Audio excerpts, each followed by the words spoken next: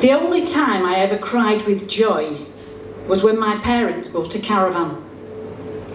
I was 9 years old and thought that now we might go on holiday and be normal. Buying a caravan had been my mother's idea. The whole project had my mother written all over it because she liked to spend a lot of money and make out she was saving it. My granddad was outraged. His only trip away from the farm had been to fight in the trenches in Ypres in the First World War. He cornered me in the workshop where I was risking my finger ends playing with my dad's 4-foot rusty vice. And he nodded at the caravan and he whispered, "How much was that?" I knew exactly how much, because I'd sat silently praying they'd buy it as Mum and Dad negotiated with the salesman. £600, I said. And Grandad's eyes bulged and he spat out his tobacco. It was 1972 and that sort of money could have got us a B&B in Blackpool, lock, stock and barrel. Although my granddad wouldn't have approved of that either, and my mum would rather have died. We set off with great towing mirrors sticking out the sides of the car, presumably so my dad could check on the stream of cursing drivers stretching behind as far as the eye could see. We left Lancashire and headed to Scotland, which was exciting and also worrying because it was the first time I'd ever been abroad. And Elizabeth, that's my big sister, and Elizabeth said they spoke different there. She said they'd know straight off we were foreign.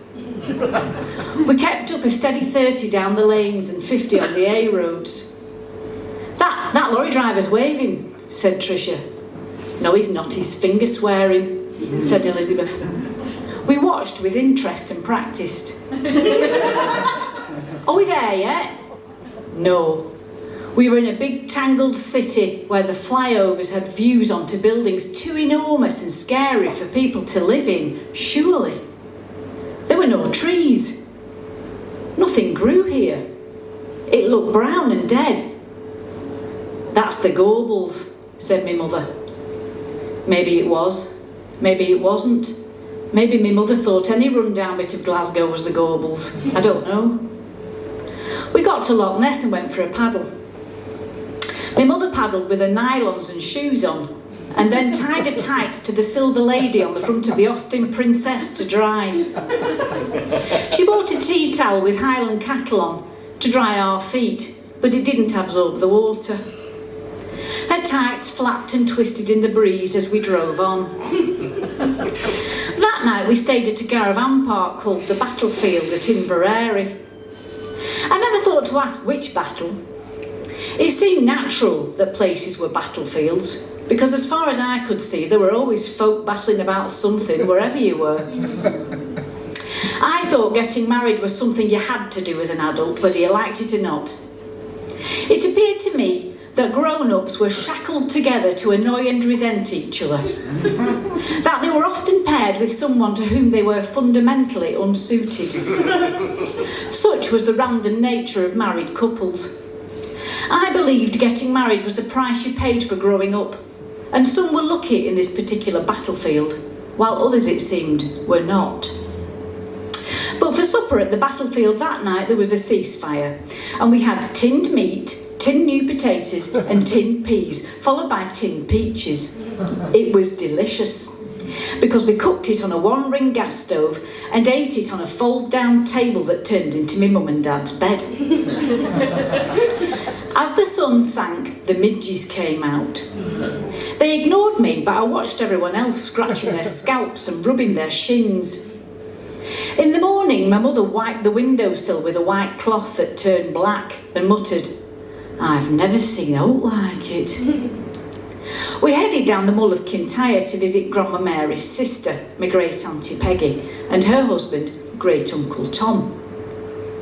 My mother said not to tell them we were coming so they couldn't make a fuss. When we got there, Uncle Tom was fast asleep after his night shift at the bakery, and Auntie Peggy was on day shift. When she got home, she made our teas. My mum said Auntie Peggy and Uncle Tom looked tired out. Auntie Peggy was like Mrs. Bunn the baker, small and very fat with red hair piled high on top. She said she was fat because the whipped cream and the custard soaked through her finger ends at the bakery. My mother rolled her eyes and said Auntie Peggy was a romancer. My mother despised the desire to tell a story. Auntie Peggy said they called her the Englishin, and she wasn't allowed to plant orange flowers in her front garden because some folks round there didn't like orange and they'd get dug up.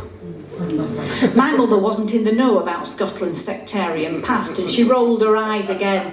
The things Auntie Peggy came out with. We went for a walk to the harbour. A boat had come in and tubs of fish were being unloaded on the quayside. The local kids were running about. Right in front of me, a girl my age grabbed a flapping fish by the tail and smashed its head against a bollard. Once, twice. She laughed in my face, and I can't remember if it was her or the fish that had rows of little sharp teeth. Dad shook his head, part impressed, part not. She's done that afore, he said. The next day, heading home, we were driving through Ayrshire and we spotted Robbie Burns's cottage. Well, have a look, my mother said, because he used to be a farmer, you know. She never mentioned he also wrote a few poems. We stopped at a hotel for a meal. Mum and Dad ate plates of ham and eggs and chips and ordered us a platter of sandwiches. The sandwiches had no fillings. They were only bread and butter. Elizabeth, Tricia and I searched fruitlessly for a bit of chicken or beef, but no, these must be Scottish sandwiches, we thought. This must be how they made them up here. So we said nothing and munched dejectedly. As we finished, the cook dashed out of the kitchen in her overall. "You've got the wrong plate." We headed home, disappointed because Dad said no, he wouldn't drive us up and down the A6 to get the holiday mileage over 1,000. Parents didn't have a clue about fun.